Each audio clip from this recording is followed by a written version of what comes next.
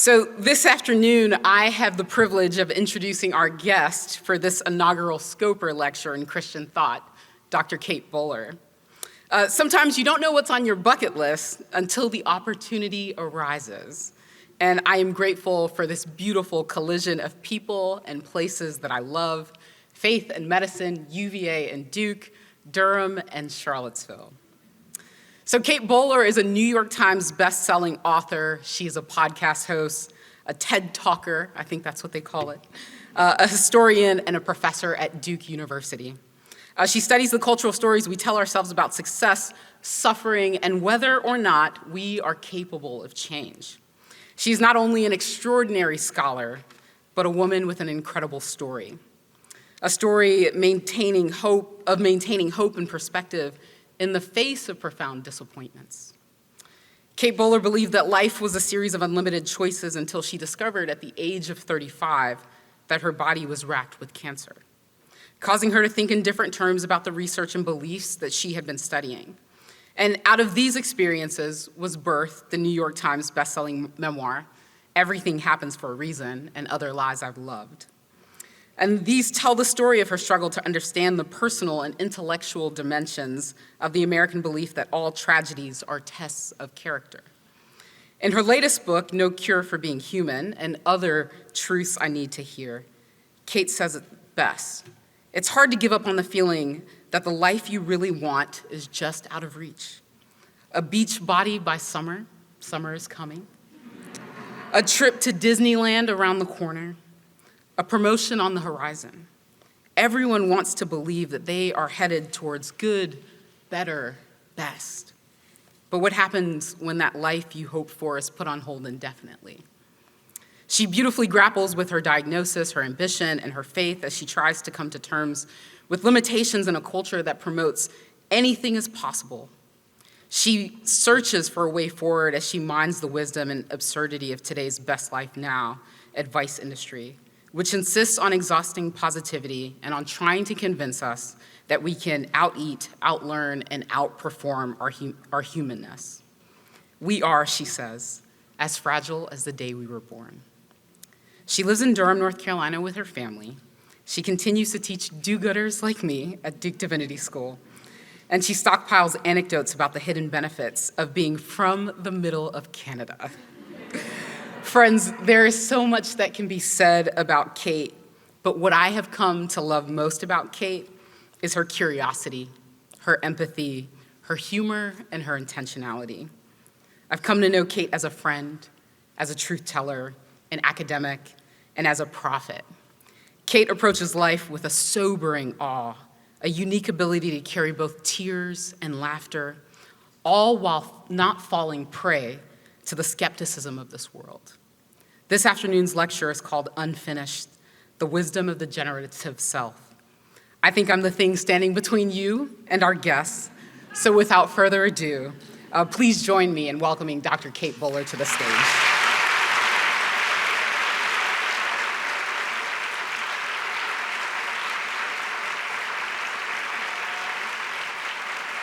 All right, that's it. Okay. That's it, guys. I've been prayed for, I've been loved, I've been introduced by someone who not only suffered through me as a first-year professor, but is the kind of soon-to-be doctor that shows up for you in the hospital room. I feel deeply grateful to be this loved. And first time at UVA, and I am blown away.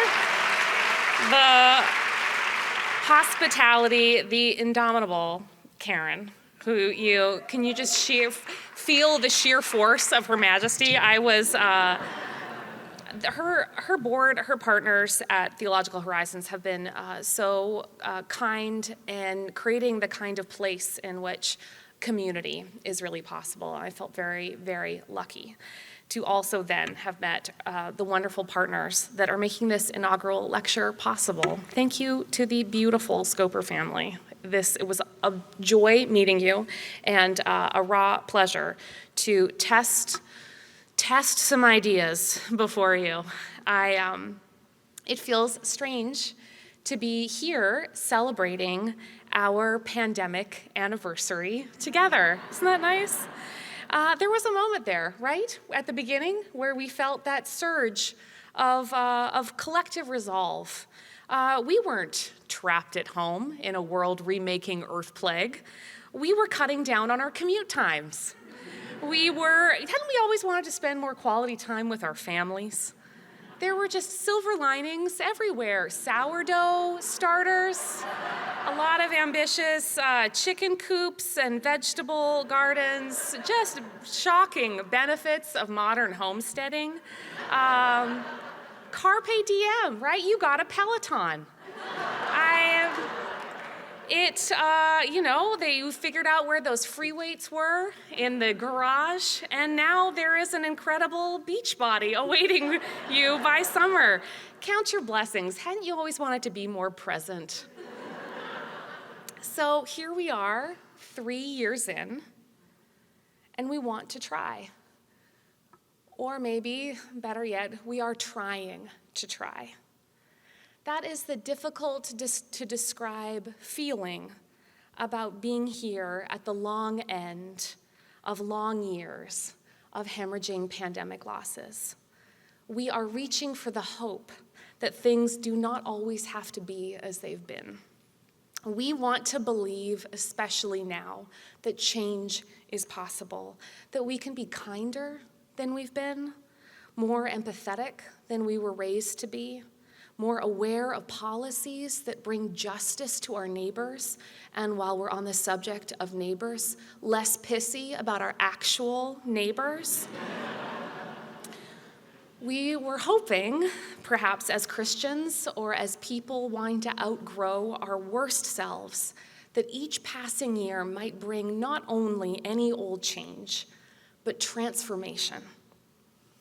We should have been different by now. We should have been sparkling, but we are this. We may feel, as the ancient Roman philosopher Seneca felt, that, quote, "This space that has been granted to us rushes by so speedily and so swiftly that all save a very few find life at the end, just when we were getting ready to live." But trying feels harder than it did before, right? This must be especially hard for Americans to admit. Yes, I'm Canadian, I'll bring it up this early, because Americans are famous for knowing how to try, which is what I hoped that we could talk about today. 3 truths that we need to live like this, trying to try. How we imagined ourselves perhaps as perfectible, how a strain of metaphysical mind power convinced many of us to ramrod our circumstances into perfection through positivity, and how we might make a little more room for the reality of our finitude, our humanity. Okay, so let's start with our perfectibility then, shall we? That feeling we have in the pit of our stomachs that tells us we could be better, we should be better. American culture has popular theories about how to build a life, right? From the Puritans of New England and their advice books to Benjamin Franklin's charts on personal improvement to 19th century New Thought movements and 20th century's explosion of self-help books to our present-day guides on manifesting your wishes. Americans have been the primary consumers of guides to a better self, where the secrets of Stoics or Aztecs or ancestral spirits or Abraham Lincoln to Attila the Hun have been revealed. You can think and grow rich. You can stop apologizing. You can lose weight. You can find your soulmate. You can run with wolves. In short, you can learn to have it all if you will just conquer your limits. There is infinity lurking somewhere at the bottom of your inbox, or in the stack of self-help books on your bedside table. It taunts you as you grip your steering wheel in traffic, attempting your new breathing practice, or in the pre-dawn minutes when you should be working out. If you check your social media feed, the debate has been settled. Yes, you can be perfect. Actually, other people are already living beautiful, effortless, endlessly joyful lives, and it's embarrassing you haven't joined their ranks already. It's very simple. Use this moisturizer. Lose the extra pounds. Have you really given 10% of your income to charity this year? Your grandma needs your card. Have you really forgiven your father? Wait, what about that credit card debt? Did you finish that degree? Oh, your partner thinks you're selfish. And at this very moment, I know you can feel it, but there is a 99% chance that your photos have not been synced to the cloud. And you are at risk of losing them forever. Or what about the real stuff? You cheated, or he did. You can't seem to find the person that you wanted to be with, or be that person yourself. That program or job is a dead end. A friend's addiction is eating you alive. Your dad is losing his memory and is miserable to care for. You wanted to be more, healthier, wealthier, happier, but you're not. That feeling, I feel it all the time, is the weight of what I call the perfectibility paradigm. Try harder, do better, other people are already at the finish line. We have drunk too deeply from the wells of our modern self-help culture. We've taken a very precious truth about faith, that we can grow closer to God and become more fully human, and we have transformed it into a capitalistic imperative. Everything is possible if you attend this seminar or buy these essential oils. Everyone has that cousin. Or commit to a new series of time management strategies. Last week at the airport, I bought a book called The Happy Inbox, entirely unironically. I feel the lure that anything else is just admitting to low self-esteem. We're fine. No, not even that. We are perfect just as we are. Look within. We don't need to be saved at all.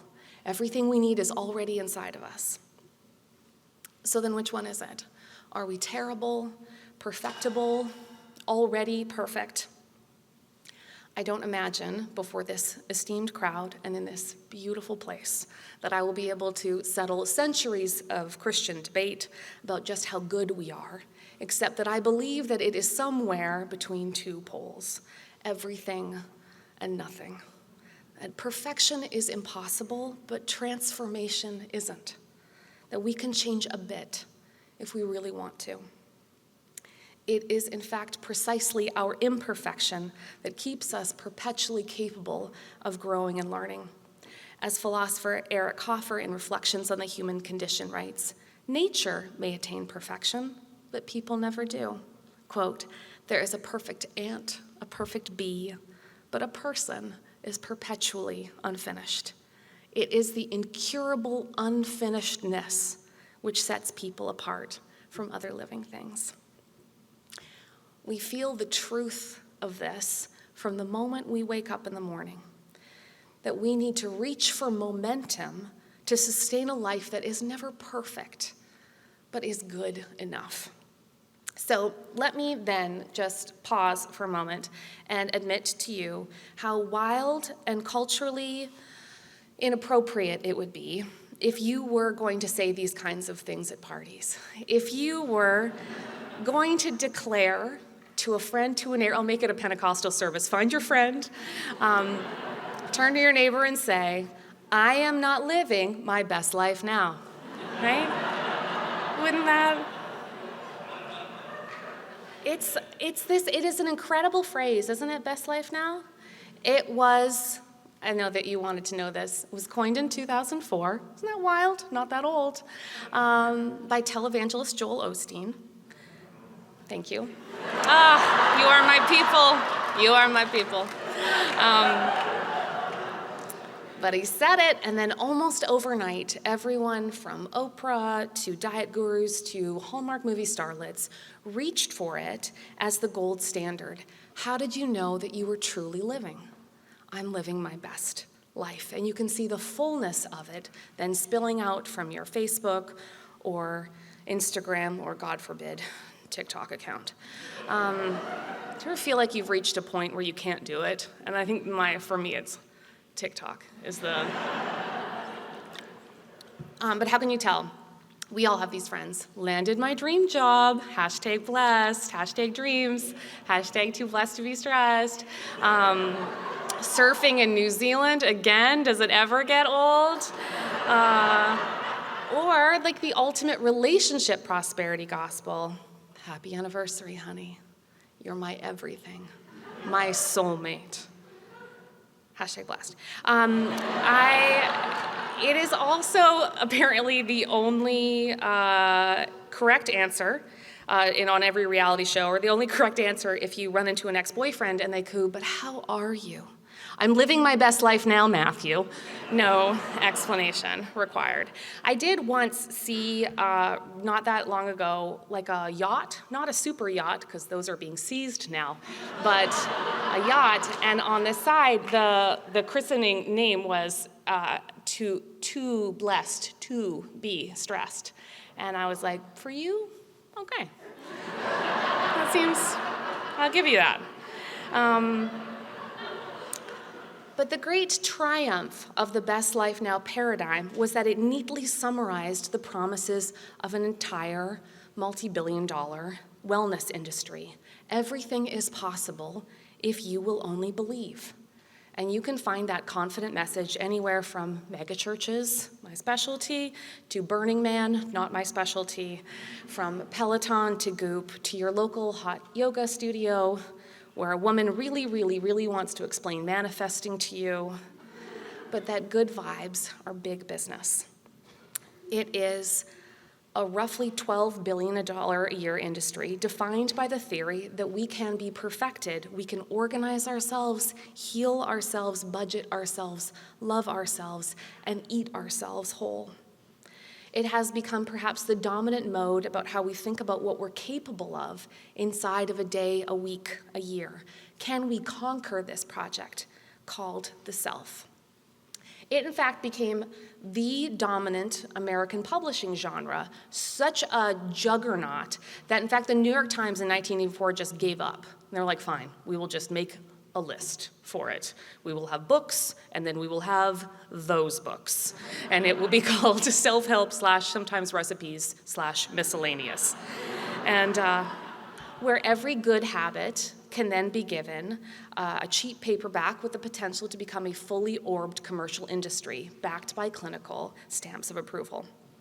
For my amusement and yours, I made a spreadsheet, as is my way, of all of the bestsellers over the last 30 years because I was a little bit curious about what happened during the pandemic. Don't you think, she wondered. I like the width of this. This is nice. Don't you think now might be a nice time to question our rabid stories of American individualism, our sense that our shared health outcomes are not, for instance, corporate, that surely in the midst of a crippling earth plague that we might challenge this dominant cultural hyper-individualistic framework? No, you say? You're right. Yes, no. They were as popular as ever before. Sales were up for books like The High Five Habit, in which you too, did you know someone can invent a high five? It's a remarkable thing. But modernity it's a fever dream, promising infinite choices and unlimited progress, that we can be young forever, successful forever, agents of our own perfectibility. We will fall in love with Tony Robbins and Eckhart Tolle and Joyce Meyer and Rachel Hollis. And women will better themselves with Weight Watchers points and Kim Kardashian waist trainers and the right shade, if you're still into it, of Mary Kay lipstick. But men would have to save like Dave Ramsey or learn the habits of highly effective people or flip a tire or two at CrossFit. The American admiration for bootstrappers and optimists became this capitalistic paradise. So instead of the televangelists that I study on Sunday morning, everyone became a televangelist of good, better, best. Your salvation is just a decision away. Will you finally let it save you?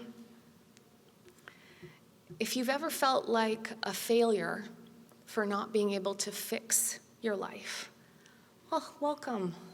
welcome to the cost of the perfectibility paradigm, which makes it very difficult for us to do this, to tell the truth about life without perfection.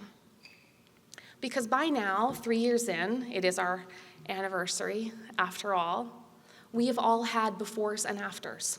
That there was a life before, remember?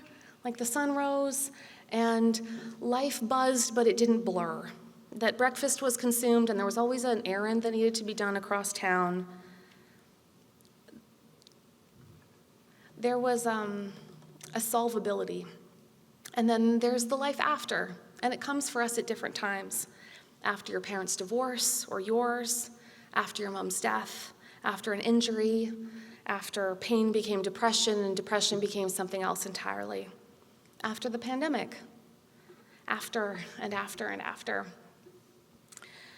For me, that moment came when a physician's assistant called me in my office and told me that what I thought was like a gallbladder gone wonky was in fact stage 4 cancer, and that I would have to walk over to the hospital right away. And I'll never forget that feeling where there was like that second where you're suspended between those two worlds, right, of your before and after. And I thought, I had a good run there for a minute.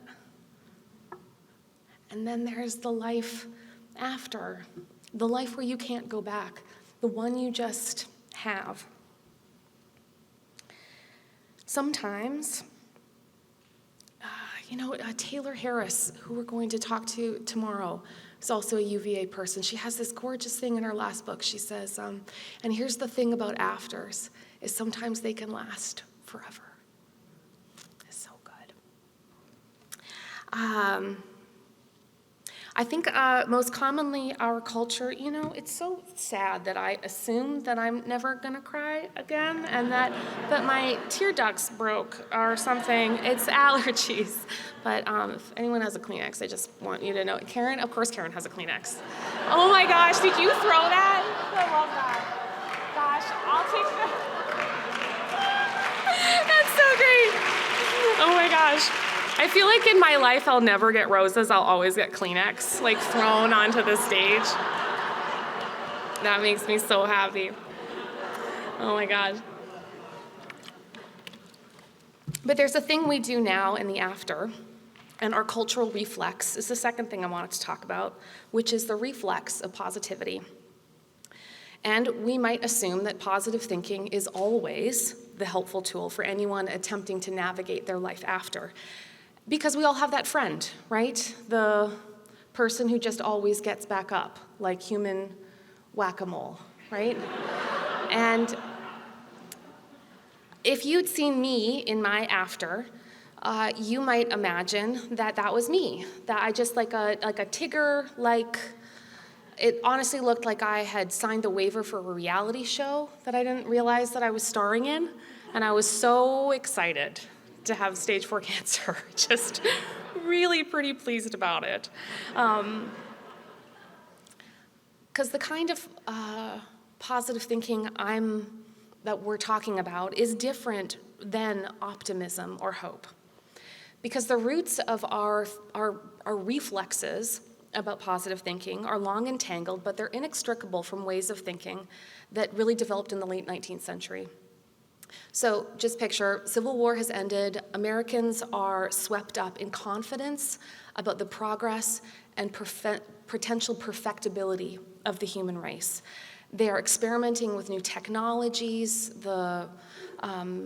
like the telegraph, electric light, things that seem to them to make invisible causalities visual suddenly, or religious movements like mesmerism or forms of spiritualism, things that seem to connect people with invisible spiritual planes, and people start to think, well, maybe our minds are more powerful incubators than we imagined, and so there'll be different frameworks for it, but the Christian one, which becomes the most popular, goes like this. We would Sunday school well, I feel, so what does God do when God creates and God says, let there be light, and there is? And what did God do? Spoke it, right, into existence. And perhaps then our words create power that acts sort of like boomerangs, like what goes out then returns back. And it's that causal mechanism that begins to feel intuitive in the American mind. So we become real incubators for many, many forms of what in the 50s and 60s with Norman Vincent Peale is named positive thinking, but it goes by all kinds of different names. Mind cure, mental magic, affirmations. Kids these days, manifesting. Manifesting is mad, guys. But what it does is it creates a very, like in religious language, we would use a very high anthropology, like an inflated sense of what humans are capable of. Then reinforcing the incorrect belief that whatever good things are then come back to you, and what negativity may also then be your fault. So if you want to play this game with me. Always go into your local Target, I beg of you. Go into the nonfiction section, and you can play the game. What here is not mental magic, and I will win this game. I want you to think of me every time. You will find The Secret. You'll find some modern iteration of Think and Grow Rich. You will always find a blonde woman with a book called something like The Universe Has Your Back. Every now and then I do like a ruin a self-help game where I just change a couple words, and what would be your bestseller? And mine would always be The Universe Stabbed You in the back. You just add a couple little like bonus words for your memoir. But the bottom line is that culture began to believe through the sheer force of optimism that any righteous, right-believing, hardworking person can then overcome any obstacle. So then, rather than, it's a kind of an account of civil religion, that rather than sacralizing the American dream, it begins to render sacred Americans. It deifies, it ritualizes their hunger, their hard work, and moral fiber. And if you don't believe me, which of course you do, you're deeply convinced at this moment, I just want you to think back to a moment, the last time you tried saying something hard to someone else, and it didn't, and you could feel it not land. That person either wouldn't or couldn't, or they immediately wanted to rush in. And we already know what they rush in with. Let's not be negative, right? Let's just think about your mindset. Don't put that out into the universe, right? These are boomerang theologies. Don't make that true. These are always nice woods here, I imagine. Yeah, no veneers, not for UVA. But yes, a lot of intense, and sometimes it looks like superstition, but what it really is you're feeling the social cost of that cultural prohibition against negative speech and the depth of American cultural assumptions about the power of the mind. Surely we have all met people whose positivity then prevented them from seeing the world as it is, from accepting bad news or from managing grief, from processing complicated truths. I just ruined my 20s and interviewing televangelists, traveling the country. I was very, very driven, unusually driven to do that. I spent a long time interviewing people for whom life and God seemed especially good. But I also interviewed a large number of people who were there at those rallies, there at those healing crusades, waiting for their miracle. And watched over and over again how the insistence that God could and that God is good devolved into the insistence that God must, or else anything else is impossible, that good things will always come back to you, that nothing is impossible if you believe. It reminds me of there was this very unusual, tragic story of a very famous televangelist, A.A. Allen, whose claims to resurrect the dead had to be stopped by the U.S. postal system because people took him at their word and began mailing him bodies that choked up the mail. It There are, of course, versions of death denial that seem very extreme, and then there's the million milder reframing and mindset that drive us into pretending that our minds, our positive attitudes are always the sole drivers of our experience, because we're many things, right? We are minds and bodies and spirits and healthcare plans and experiences of social and racial inequality and the neighborhoods we live in and our family systems and whether or not the number one cause of bankruptcy in this country is medical bills. Yes, it is. But we are not simply mental machines. Positive thinking in this version is a form of false resilience. That refusal to admit the limits of our bodies and our minds, it perverts our understanding of hope. It makes hope into a kind of illness, one born of love, right, but an illness all the same. It makes us lie because it forces us to pretend that the best is always yet to come. It's that kind of double tyranny. And I've always thought of it as sort of the great, terrible American magic trick, the way that we transform tragedy into failure. The truth is, most wishes, even good wishes, will not always come true. It's not fatalism, it's just the world as it is. The second I got sick, that always felt like the best prayer. Like, God, just let me see the world as it is. All that crystalline beauty.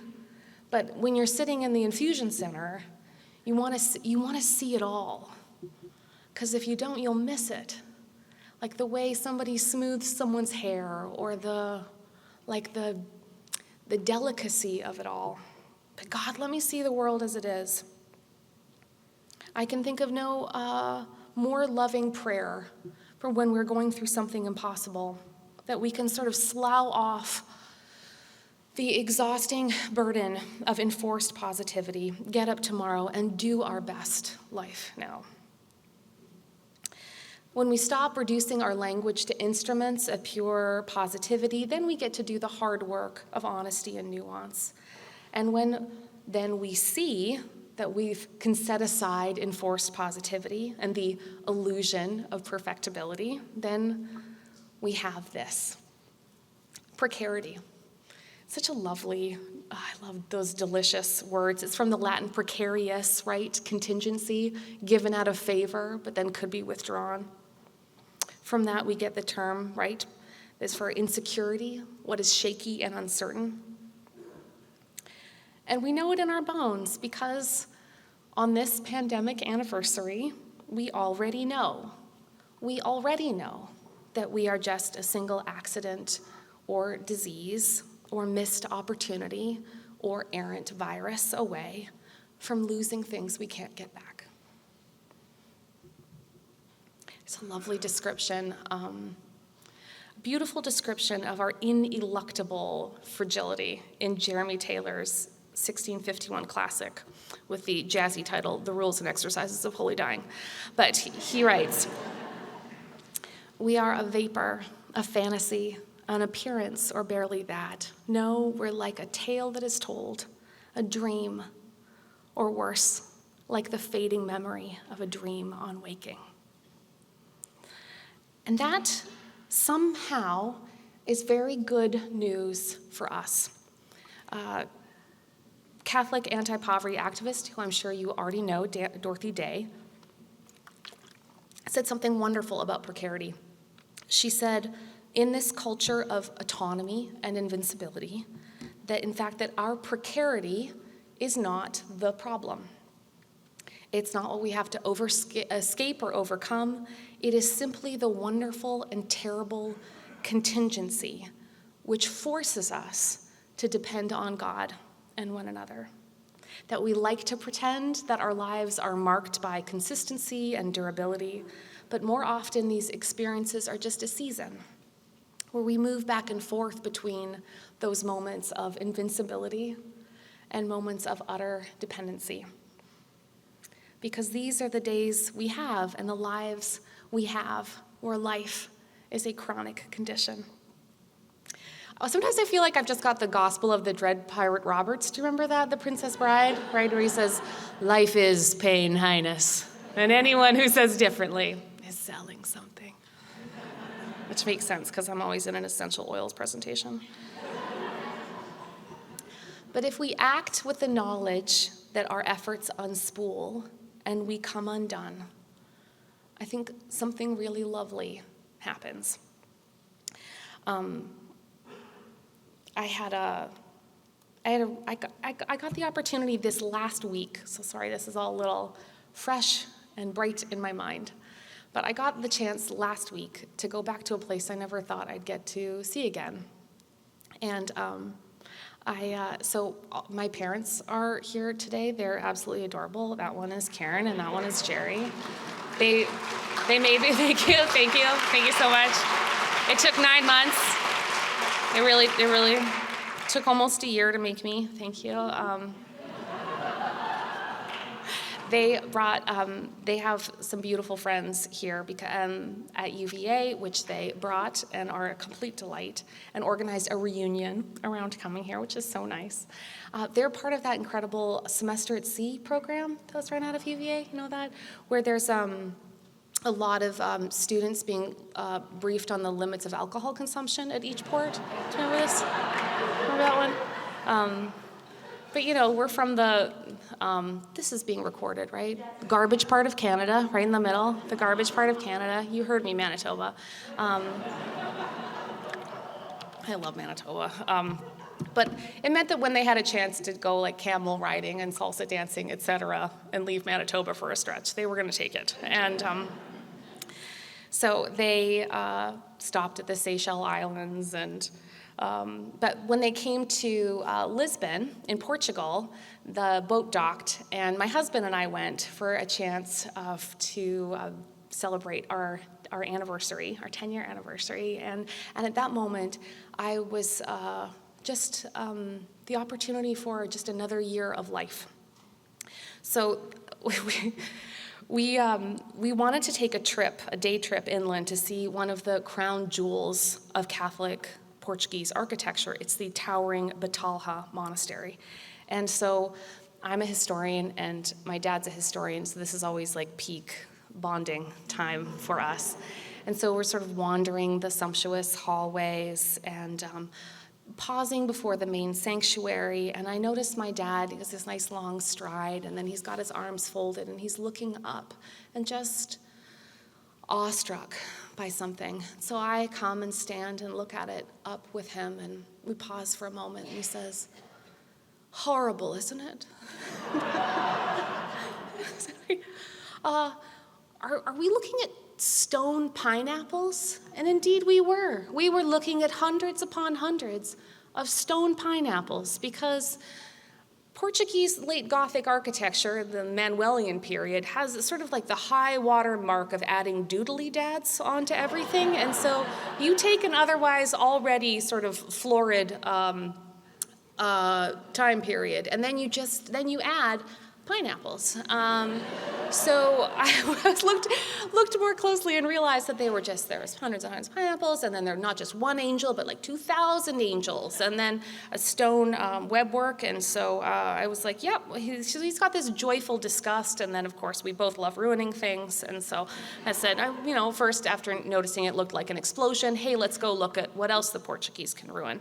So we were in this massive octagonal chapel, just vaulted, spectacularly ornamented, and it was just fussy and beautiful and ridiculous. And I heard this voice muttering nearby, just saying, "Oh, it's perfect. It's just perfect." And it was, when you know someone is just like ready for sightseeing. It was this older man, and he had like compression socks already on, and like binoculars, and like one of those Tilly hats, with like as if someone's gonna need fishing apparatus just in case, and like belts on belts, and he was just sort of fluttering about, absolutely in rapturous awe. And I was so busy being a jerk that I didn't notice that I was looking at the ground and that just a shadow snaked by. And then I looked up and I realized that there were clouds. And the man beside me was just like right up, just keeping pace, like we're old friends now. And he said, "Oh, it was never dear. It was never done, dear. Isn't it wonderful?" And he gestured at the ceiling where the sky, where the ceiling should have been. And apparently 7 kings had overseen this monument rise and buried its dynasty in its walls, and none had lived to see it finish. So the man tells me, well, the story goes that the plans for the building simply got so drawn out that eventually the idea of finishing it was simply abandoned, but it's much better this way. I said, well, what do you mean? And they said, well, I couldn't imagine a more perfect image of this life of faith. I came all this way to see it. We're never done, dear. Even when we're done, we're never done.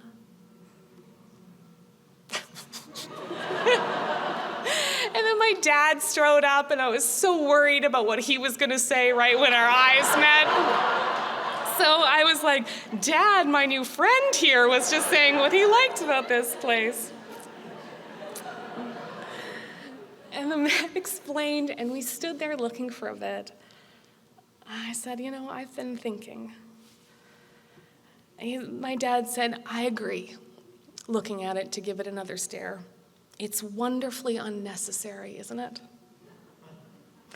So, may we all say now, celebrating our pandemic anniversary together, as we feel the limits of our own efforts and our own undoing, that we bless the truth of this precarity somehow. And with great apologies to the self-help industry, and with appreciation for all the ways that we try and try and try again, we might say, like I did for a minute looking at the cathedral of my life, that all our masterpieces are ridiculous, and all of our striving unnecessary, and all of our work unfinished and unfinishable. We are and do too much, never enough, and are done before we've even started. Thank you, God. Yes, it's better this way. Thank you, my dears. We'll do some structured Q&A, shall we? Yeah?